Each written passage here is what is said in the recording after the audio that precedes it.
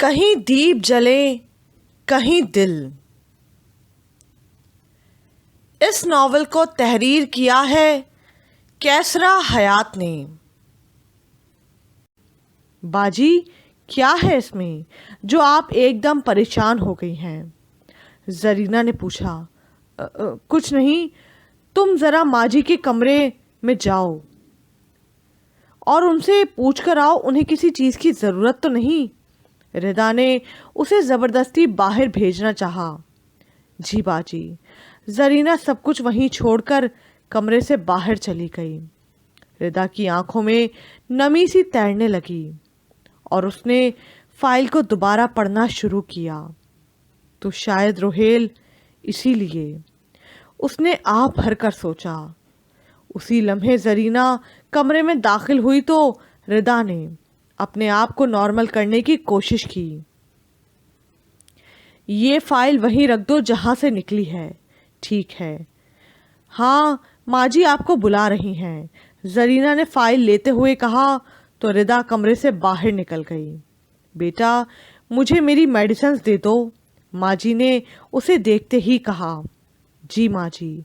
وہ انہیں میڈیسنز کھلا کر خود ان کے قریب صوفے پر بیٹھ گئی۔ اس کے چہرے پر بہت الجھن اور پریشانی تھی، جیسے اندر کوئی کشمکش جاری ہو۔ ماجی نے چونک کر اس کی طرف دیکھا مگر ردا بے خبر رہی۔ کیا سوچ رہی ہو؟ ماجی نے اس کی طرف بغور دیکھ کر پوچھا۔ کچھ نہیں، ردا ایک دم ہڑبڑا کر بولی۔ مگر تمہارا چہرہ بتا رہا ہے کہ تم اس وقت بہت پریشان ہو۔ کیا بات ہے بیٹا؟ ماجی نے ذرا نرمی سے کہا تو ردا نے ماجی کی طرف دیکھا۔ مجھے بتاؤ کیا بات ہے؟ ماجی نے پریشان ہو کر محبت سے اس کا ہاتھ پکڑ کر پوچھا۔ کچھ نہیں، اس نے نفی میں سر ہلا دیا۔ کیا روہیل نے تمہیں کچھ کہا ہے یا پھر کوئی اور مسئلہ ہے؟ ماجی نے محبت سے پوچھا تو وہ منہ پر ہاتھ رکھ کر رونے لگی۔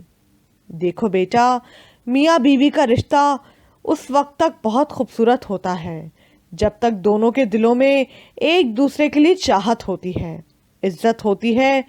جب چاہت نہیں رہتی تو پھر رشتہ بھی خوبصورت نہیں رہتا۔ کیا تم دونوں میں چاہت کی کمی ہے یا پھر کوئی اور بات ہے؟ ماجی نے گہری سانس لے کر کہا۔ معلوم نہیں ماجی، ردا نے بھرائے ہوئے لہجے میں جواب دیا۔ بیٹا آخر مسئلہ کیا ہے؟ تم دونوں کا رشتہ اتنی جلدی کیسے کمزور پڑنے لگا ہے؟ ماجی نے جھنجھلا کر پوچھا۔ میں نہیں جانتی، روہیل میں کوئی ایسی خامی یا برائی ہے جسے تم قبول نہیں کر پا رہی اور اسی وجہ سے پریشان ہو؟ ماجی نے ایک دم رازدارانہ انداز میں پوچھا تو ردا نے ایک دم سٹپٹا کر انہیں دیکھا۔ بیٹا میاں بیوی کو اللہ نے ایک دوسرے کا لباس کہا ہے۔ جس طرح لباس جسم کی کسی بھی بدصورتی کو چھپا کر اس پر پردہ ڈالتا ہے، اس طرح میاں بیوی بھی ایک دوسرے کی خامیوں پر پردہ ڈال کر ایک دوسرے کی عزت اور بھرم رکھتے ہیں۔ تم دونوں اب ایک دوسرے کی عزت ہو، ماجی نے بغور اسے دیکھ کر کہا۔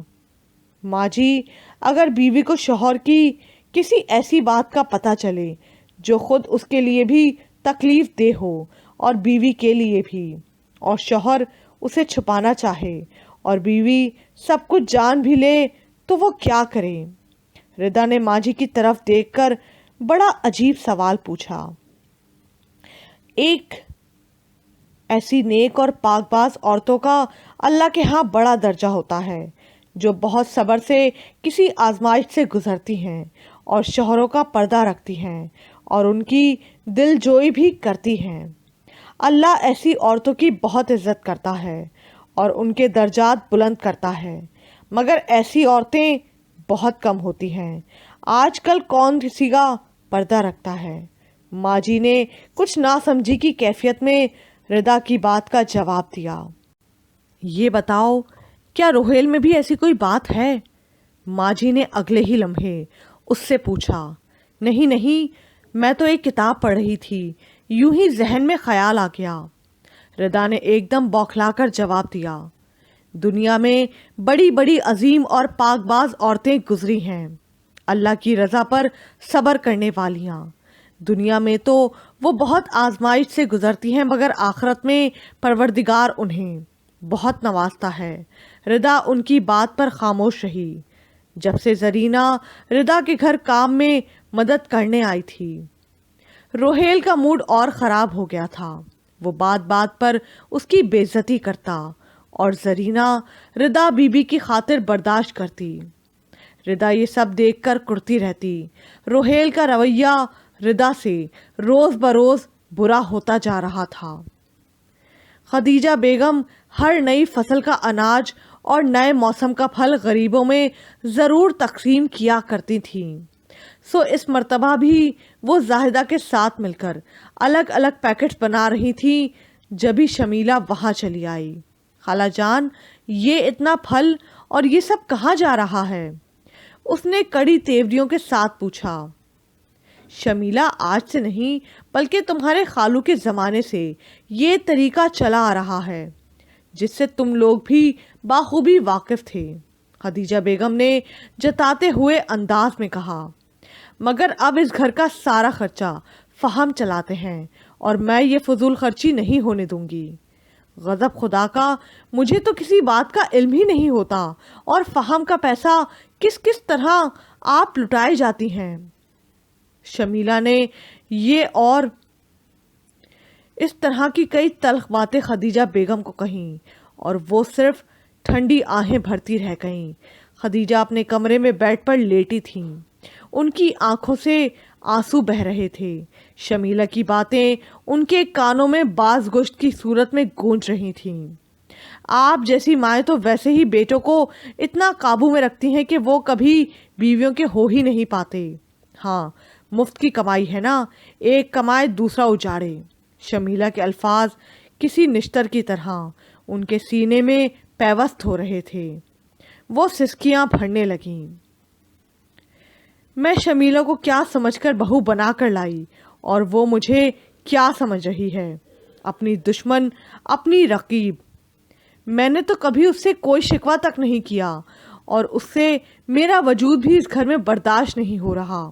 उन्होंने सिसकी भरकर सोचा, जभी एकदम दरवाज़ा खुला और आसिम अंदर आया।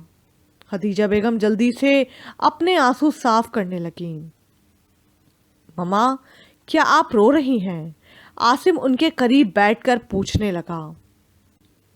नहीं तो, वो ठंडी सांस भरकर बोली।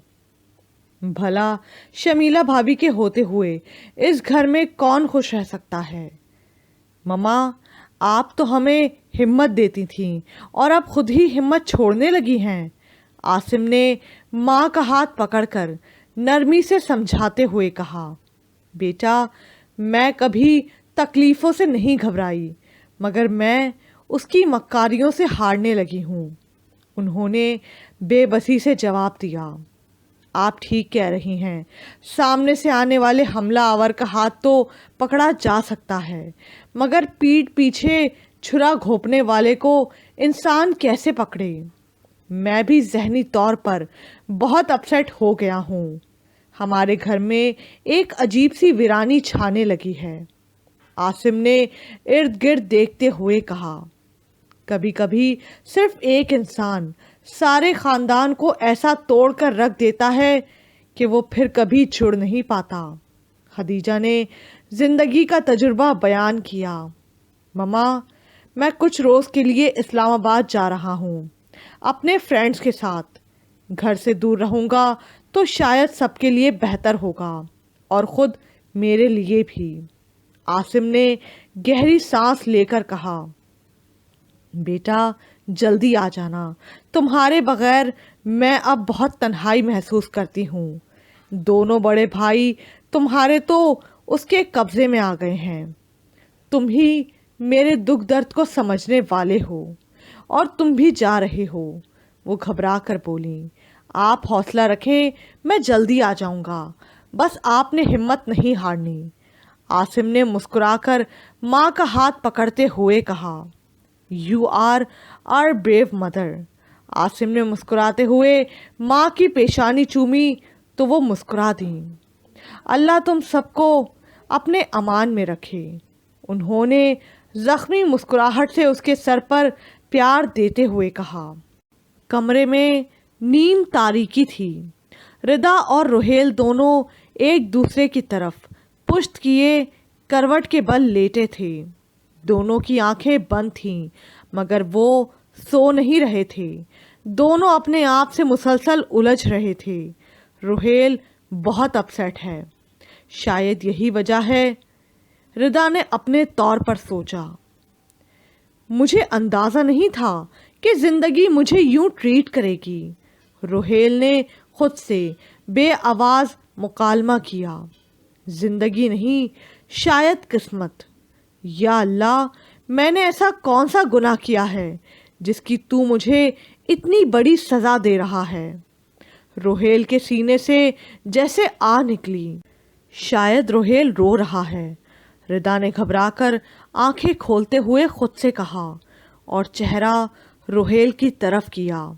वो बदस्तूर उसकी तरफ पुश्त किए लेटा था।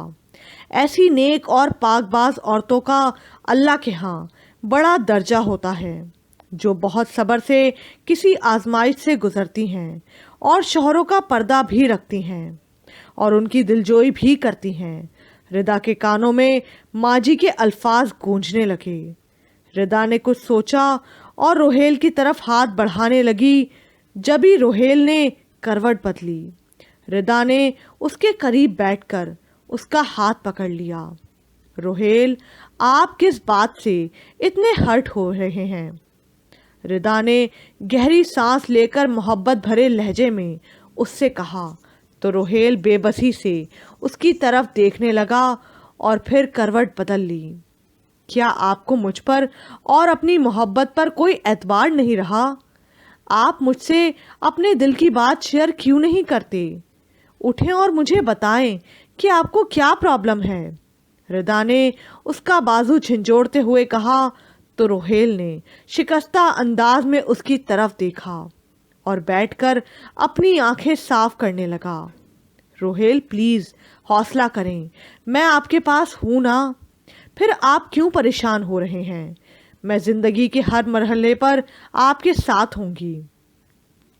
प्लीज़ मुझ पर ट्रस्ट करें, रिदा ने कदरे जज्बाती अंदाज में कहा। तो रोहेल ने बेबसी से उसकी तरफ देखा। रिदा उसके आंसुओं को अपने हाथों से साफ करने लगी तो रोहेल ने उसके हाथ मजबूती से पकड़ लिए। रिदा, मुझे कभी तन्हा नहीं छोड़ना, वरना मैं, रोहेल ने कदरे जज्बाती अंदाज में कहा, मैं हमेशा आपके साथ ही होंगी, चाहे कितना मुश्किल वक्त ही क्यों नहीं आए। रिदा ने मुस्कुराकर मोहब्बत से कहा। तो रोहेल ने जख्मी मुस्कुराहट से उसकी तरफ देखा। रोहेल ने मोहब्बत से उसके कंधे पर सर रख दिया। रोहेल धीरे धीरे उसके बाजू थपथपाने लगा और रिदा को यकीन आने लगा कि रोहेल उस पर भरोसा करने लगा है। वो बहुत जल्द अपने दिल की बातें उससे कह देगा और उसका सारा गम और दिल का बोझ हल्का हो जाएगा। फ़हम को बिजनेस में कुछ लॉस हुआ था और ये बात शमीला ने फ़हम को फ़ोन पर किसी से बात करते सुन ली थी। अब उसके जहन में कुछ चलने लगा। जिस दिन से खदीजा बेगम ने फलों की पेटियां और अनाज के पैकेट्स बनवाए थे, शमीला को ये सब कुछ बहुत खटक रहा था। जब ही आज वो बज़ाहिर फ़हम की और इसके घर की हमदर्द बनकर बात कर रही थीं। आपको बिजनेस में लॉस कब हुआ है? आपने मुझसे तो कभी शेयर नहीं किया, शमीला ने उसकी तरफ देखकर पूछा। मैं बिजनेस मैटर्स घर में डिस्कस करना पसंद नहीं करता, फ़हम ने बेपरवाही से कहा। वैसे भी जिस घर में शाह खर्चियाँ उरूज पर हों, वहाँ पर ऐसे क्राइसिस तो आते ही है ना, शमीला ने मुंह बनाकर मायने खेज अंदाज में कहा। क्या मतलब? मैं समझा नहीं, फ़हम ने एकदम चौंक कर उसे देखते हुए पूछा। जिस घर में मुलाजमों को इतनी छूट मिले कि चाहे वो अनाज की बोरियां उठा कर ले जाएं या फिर फलों के क्रेट्स, और उन्हें कोई पूछने वाला नहीं हो, तो वहाँ कारून के खजाने भी ख़त्म हो जाते हैं। शमीला फहम की हमदर्द बनकर कह रही थी, क्या हमारे घर से किसी मुलाजिम ने ये सब किया है? मगर हमारे सब मुलाजिम तो बहुत अच्छे और ईमानदार हैं।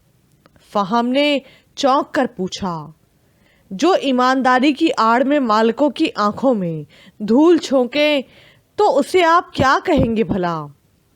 अब वो उसके कंधे पर हाथ रखकर पूछ रही थी, तुम कहना क्या चाह रही हो?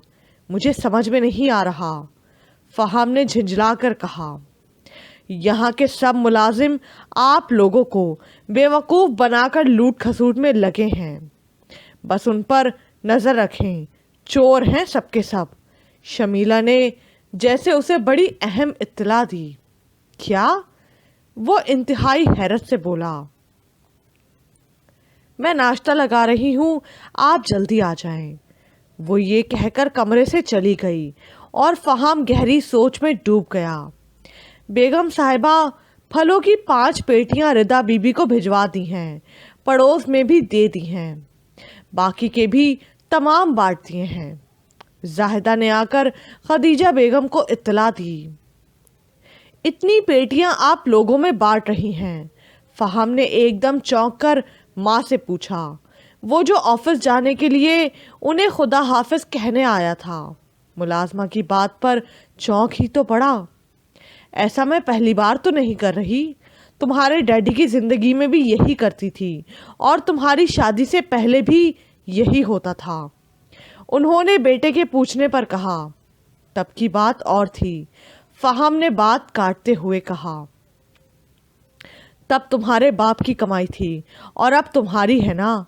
माँ बाप औलाद पर लाखों खर्च करें, वो कभी हिसाब नहीं लेते, और औलाद चंद रुपए भी खर्च करे तो हिसाब मांगने लगती है।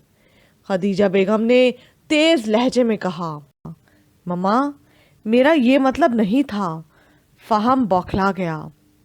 तुम वही फहम हो जिससे मैं लाखों रुपए लेती थी और वो कभी सवाल नहीं करता था, और आज चंद पेटियां तुम्हें खटक रही हैं। उन्होंने खफगी से कहा, आई एम सॉरी। मैं उसने माँ का हाथ पकड़ लिया। इतने में शमीला उसे नाश्ते के लिए बुलाने आ गई। खदीजा बेगम ने मुंह फेर लिया और वो उठकर बीवी के साथ बाहर चला गया। जरीना ने जाकर दरवाज़ा खोला तो खदीजा बेगम का ड्राइवर फलों की पेटियां लिए मौजूद था। शौकत बाबा आप? रिदा ने खुश होकर कहा। सलाम रिदा बीबी, बड़ी बेगम साहिबा ने आपको ये फल भेजे हैं। ड्राइवर ने मुस्कुराते हुए कहा तो रोहेल चाय पीते हुए एकदम रुका। हम कोई भिखारी हैं जो तुम्हारे घर वाले आए रोज़ चीज़ें भेजते रहते हैं। रोहेल ने रिदा के करीब आकर इंतहाई गुस्से से डांटते हुए कहा, साहब जी ये तो नए मौसम के फल हैं, तोहफे में भेजे हैं बेगम साहिबा ने। ड्राइवर ने घबरा कर कहा, शट अप, उठाओ ये सब और वापस ले जाओ। रोहेल ने गुस्से से कहा। लेकिन रोहेल? रिदा ने घबरा कर रोहेल और फिर ड्राइवर को देखा। खबरदार, तुमने मेरी इजाज़त के बगैर कोई चीज़ ली, वापस करो ये सब वरना। वो गुस्से से दांत कुचलाकर बोला। शौकत बाबा आप ये सब ले जाएं। रिदा ने घबराकर ड्राइवर की तरफ देखकर कहा। जी रिदा बीबी। ड्राइवर ने उसकी तरफ देखकर एक सर्द आ भरी और वो पेटियां उठाकर वापस चला गया। रोहेल डाइनिंग टेबल की तरफ बढ़ा तो रिदा जल्दी से भागती हुई ड्राइवर के पास पहुंची और उसे माँ को कुछ भी बताने से मना कर दिया। शौकत बाबा सख्त तज़ब्ज़ुब के आलम में गाड़ी में जा बैठे।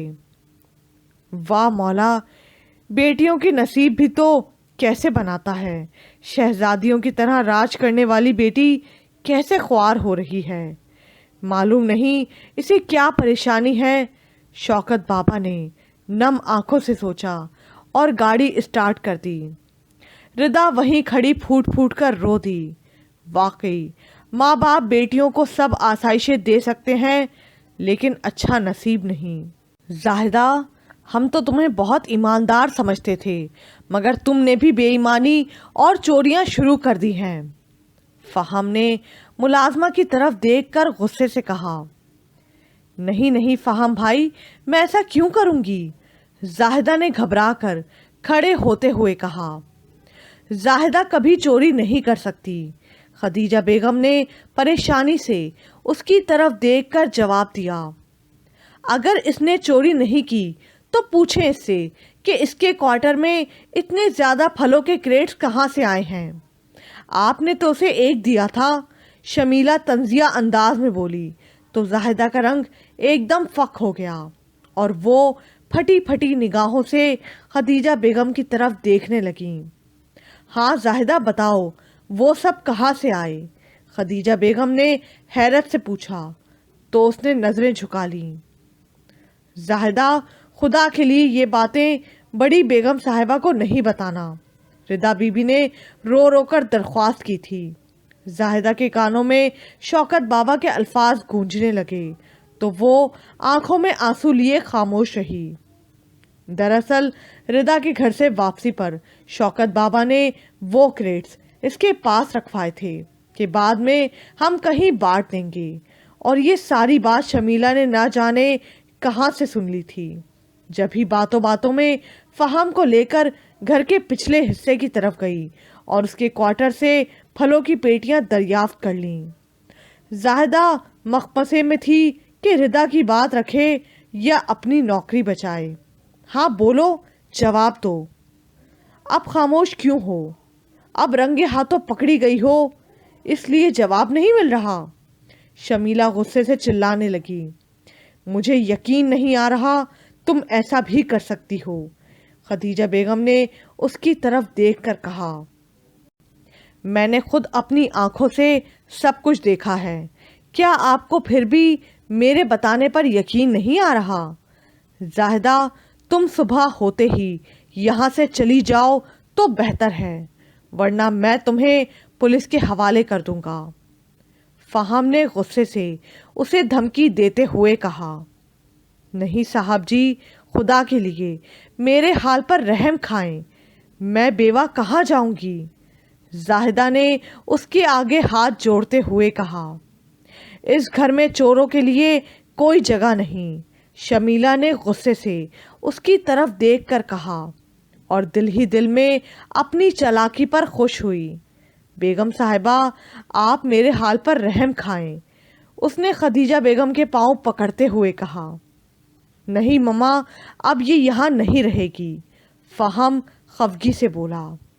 زاہدہ، اب تم یہاں سے چلی جاؤ تو بہتر ہے، خدیجہ بیگم نے بہت بے بسی سے زاہدہ کی طرف دیکھ کر کہا اور وہ روتے ہوئے باہر چلی گئی۔ شمیلہ کے چہرے پر فاتحانہ مسکراہٹ پھیلنے لگی۔ ردا ماں جی کو میڈیسنز دینے کے بعد ان کی ٹانگوں پر کمبل ٹھیک کر رہی تھی۔ وہ چہرے سے بہت خاموش اور اداس لگ رہی تھی۔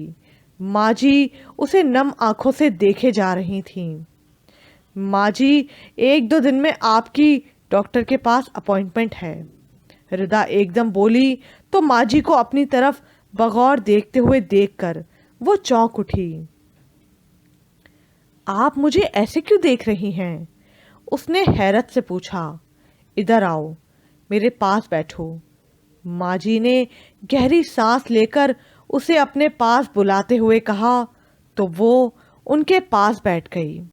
تم میں کتنا حوصلہ اور صبر ہے، ماں جی نے اس کے چہرے پر محبت سے ہاتھ پھیرتے ہوئے کہا۔ کیا مطلب؟ ردا ایک دم حیرت سے بولی۔ روہیل کی کسی بات کا بھی تم نے مجھ سے آج تک شکوہ نہیں کیا، ماں جی افسردہ لہجے میں بولی۔ بیٹا وہ تم سے کیوں ایسا کرتا ہے؟ پہلے تو وہ تم سے بہت محبت کرتا تھا، ماجی نے نرمی سے پوچھا تو ردا کی آنکھیں بھیگنے لگیں۔ معلوم نہیں، شاید یہ سب کچھ میرے نصیب میں ہی لکھا ہے، ردا نے بے دلی سے مسکرا کر جواب دیا۔ لیکن وہ ایک دم کیوں بدل گیا؟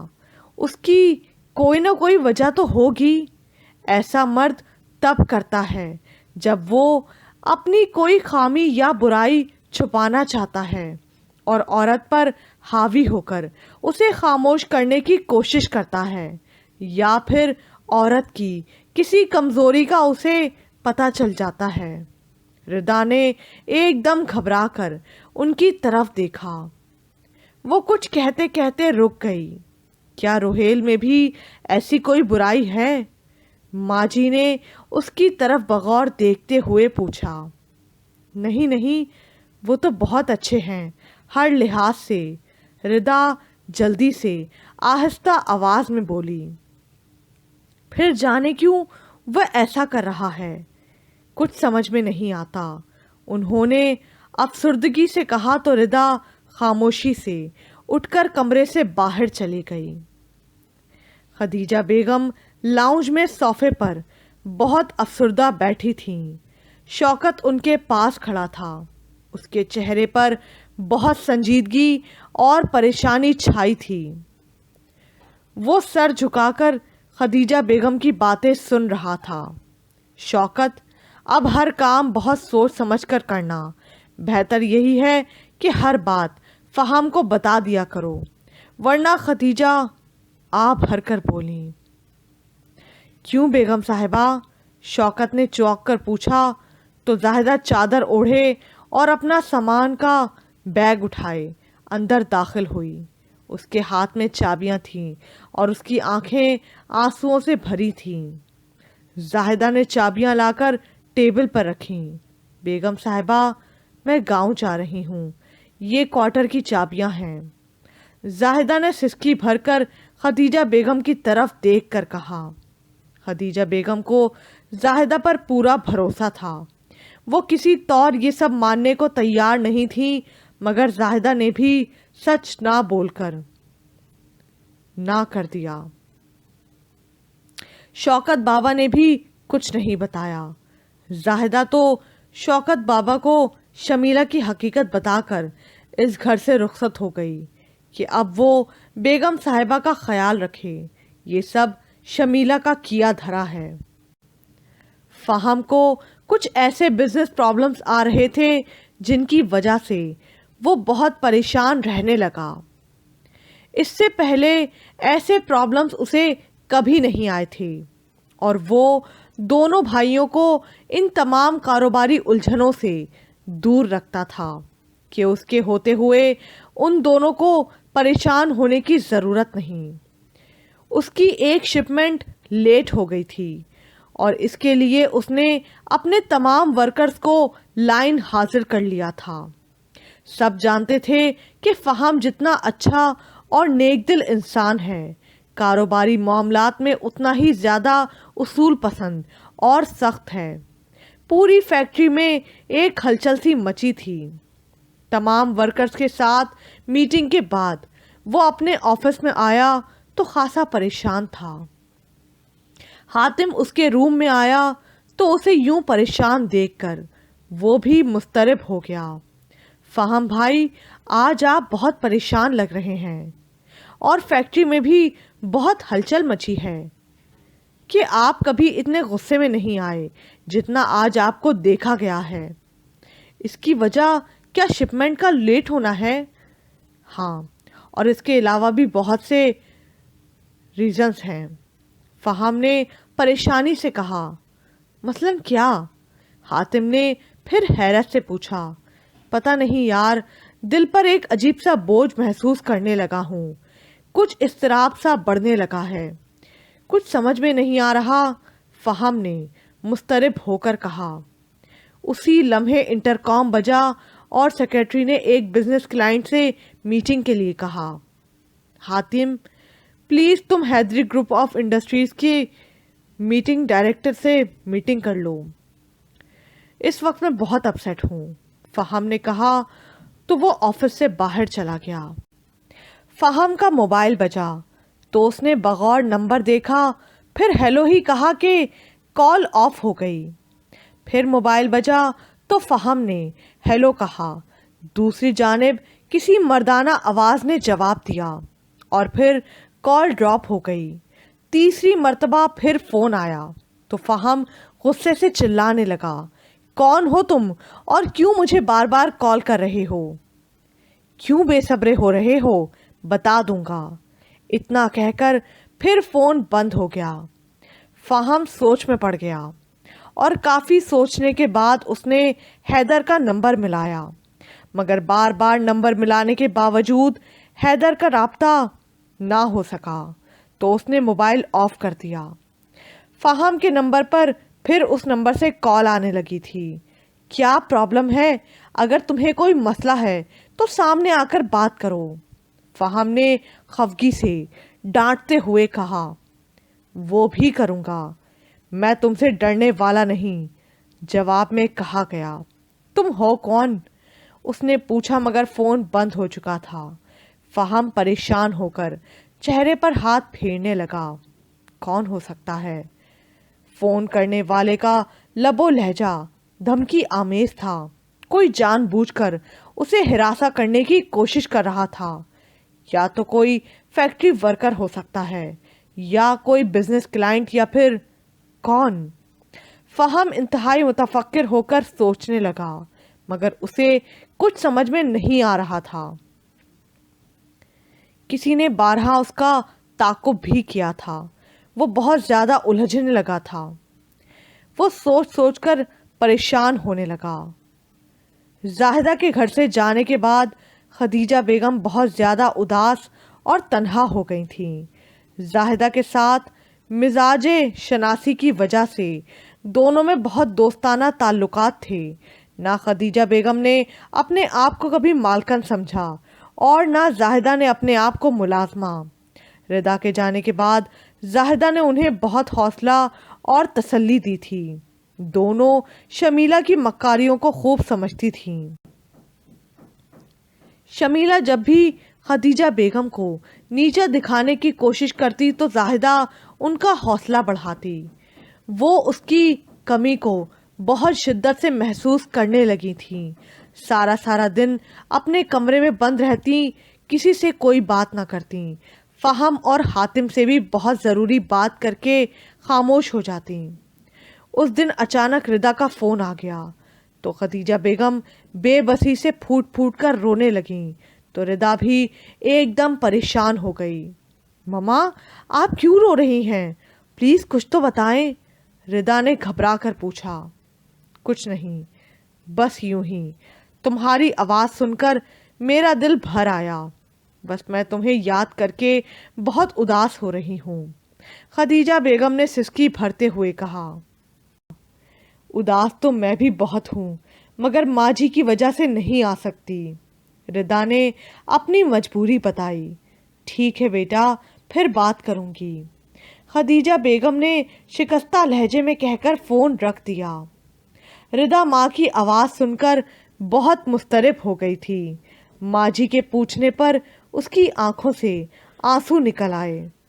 बेटा, तुम ऐसा करो, जाओ अपनी ममा से मिल आओ, काफ़ी दिन हो गए हैं। जरीना मेरे पास है, अगर ज़रूरत महसूस हुई तो मैं फ़जीलत को बुला लूँगी, माँ जी ने बड़ी मोहब्बत से कहा। तो रिदा एकदम बच्चों की तरह खिल उठी और माँ जी का शुक्रिया अदा करके जरीना के पास आई। उसे माँ जी का ख्याल रखने को कहा और तमाम ज़रूरी कामों की हिदायत देकर वो खदीजा बेगम के पास अचानक जा पहुँची। खदीजा बेगम बेटी को अचानक देखकर बहुत खुश हुईं। अच्छा किया तुम आ गईं, तुम्हारे बगैर मैं कितनी उदास हो गई हूँ, बता नहीं सकती, उन्होंने रिदा के चेहरे को जज्बाती अंदाज में चूमते हुए कहा। और मैं आपके लिए उदास होने के बावजूद भी आपको याद कर सकती हूँ और ना ही आपका जिक्र। उसने ठंडी आ भरकर कहा तो खदीजा बेगम घबरा गईं। क्यों बेटा, क्या रोहेल तुम पर सख्ती करता है? वो सख्ती करता है या जुल्म? मैं तो सब कुछ अपनी किस्मत समझकर कबूल कर लिया है। वो दुखी लहजे में बोली। तुम में इतना सब्र, इतना हौसला कहाँ से आ गया? उन्होंने बेबसी से उसकी तरफ देखकर पूछा। उस खुदा ने ही दिया है जिसने रोहेल मेरे नसीब में लिखा है।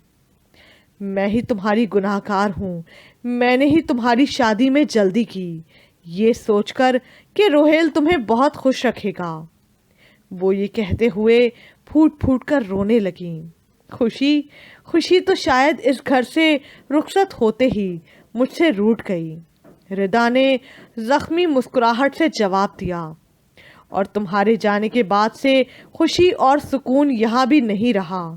माँ की इस तरह की बात पर वो चौंक उठी। घर का हर फर्द एक दूसरे से मुतनफ़िर हो चुका है। इतने फासले और दूरियां बढ़ गई हैं कि यूं लगता है जैसे कभी मिल ही नहीं पाएंगे।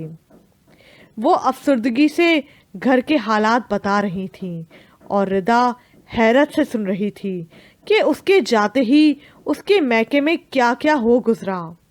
शमीला भाभी इस हद तक भी जा सकती हैं, और फहम भाई, क्या उन्हें कुछ दिखाई नहीं दे रहा? जब सच मक्काराना साजिशों की लपेट में आ जाए तो बुरी तरह धुंधला जाता है बेटा। तुम बच्चों में से किसी ने ऐसी मक्कारियां देखी हैं और ना ही सुनी हैं, मगर अब तो सभी बौखला गए हैं और उसकी चालों में आ गए हैं। खदीजा बेगम ने अपनी बेबसी का इजहार किया। और ममा, आप सब कुछ जानते हुए भी? रिदा हैरत से बोली। बहुत बेबस और मजबूर हूँ। मैं तो देखती और समझती रहती हूँ, मगर कुछ कह नहीं पाती, कुछ कर नहीं पाती।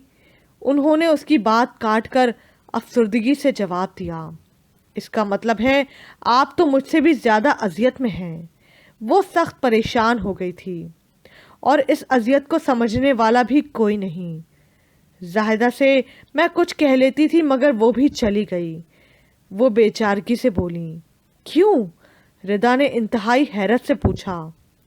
वो भी शमीला की चालों की नज़र हो गई। खदीजा बेगम ने नम आंखों को साफ करते हुए जवाब दिया। ममा, ये सब क्या हो रहा है? रिदा ने घबरा कर कहा। घरों में जब अजाब आते हैं तो ऐसे ही दूरी, बेइत्तफाकी और नफाक पैदा होता है। अब खुदा ही है कि वो हम पर रहम करे। खदीजा बेगम ने सर्द आ भरकर कहा। शाम को रोहेल ऑफिस से घर आया तो घर में एक अजीब सा सन्नाटा और खामोशी थी। उसने इधर उधर देखा, उसे रिदा कहीं दिखाई नहीं दी। उसने बेडरूम का दरवाज़ा खोलकर देखा, रिदा वहाँ भी नहीं थी। माँ जी के कमरे में झांका तो वो भी सो रही थी। रिदा कहाँ जा सकती है? रोहेल ने मुस्तरब होकर सोचा। वो जल्दी से किचन की तरफ गया, मगर वहाँ जरीना खाना पकाने में मसरूफ़ थी। रिदा कहाँ है? जरीना को देखकर उसका चेहरा तन गया। वो अपनी अम्मी के घर गई हैं। जरीना ने जल्दी से बताया। क्यों? कब और किसकी इजाज़त से? रोहेल ने उसी से जवाबदही शुरू कर दी। उनकी अम्मी की तबीयत ठीक नहीं थी, माँ जी ने जाने को कहा। जरीना ने जल्दी से जवाब दिया। और वापस कब आएगी? रोहेल ने उसी दरश्ती से पूछा। वैसे शाम को आने का कहा था, जरीना ने आहिस्ता से कहा और काम में मसरूफ़ हो गई। शाम हो चली थी और दोनों माँ बेटी की दुख सुख पर बनी दास्तान ख़त्म होने में नहीं आ रही थी। वो माँ ही के कमरे में थी जब ही शमीला वहाँ चली आई। अरे रिदा, तुम कब से आई हुई हो? मुझे बताया भी नहीं। हाँ, तुम्हें अपने कमरे से फुर्सत मिले तो किसी तरफ देखो भी, खदीजा बेगम ने नाक चढ़ा कर कहा। इतने में दोनों भाई भी दफ्तर से वापस आ गए थे। अरे वाह, रिदा आई हुई है। कैसी है मेरी डॉल? सबसे पहले फहम आगे बढ़कर मिला پھر حاتم نے بھی اس کے سر پر ہاتھ پھیر کر خیریت پوچھی۔ سب خدیجہ بیگم کے کمرے میں ہی بیٹھے ہوئے باتیں کر رہے تھے۔ ردا، روحیل نہیں آیا تمہارے ساتھ؟ اچھا چلو تم ایسا کرو، اتنے دن بعد آئی ہو، آج یہیں رک جاؤ، فہم نے بڑی محبت سے کہا۔ نہیں بھائی، ماں جی کی وجہ سے میں رک نہیں سکتی، اب چلوں گی، ردا نے جلدی سے کہا۔ اچھا تم کھانا کھا کر چلی جانا، شمیلہ نے بھی لگاوٹ سے کہا۔ ردا کافی فکر مند ہو رہی تھی کہ روحیل بھی آفس سے آ گیا ہوگا۔ سب گھر والوں نے ردا کے ساتھ رات کا کھانا کھایا، مگر ماحول میں کچھ تناؤ تھا جسے ردا نے کافی شدت سے محسوس کیا۔ چلو اب سب باہر آئس کریم کھانے چلتے ہیں، فہم نے بہن اور ماں کی طرف دیکھ کر کہا۔ نہیں، ردا ایک دم گھبرا کر بولی۔ ہاں جاؤ بیٹا، بھائی کہہ رہا ہے، خدیجہ بیگم نے جلدی سے جواب دیا۔ گڈ مما، آپ بھی چلیں، فہم نے ماں سے اصرار کیا۔ نہیں، میری طبیعت ٹھیک نہیں، انہوں نے جواب دیا۔ اچھا ٹھیک ہے، پھر آپ آرام کریں، فہم نے کہا، اور وہ سب باہر چلے گئے۔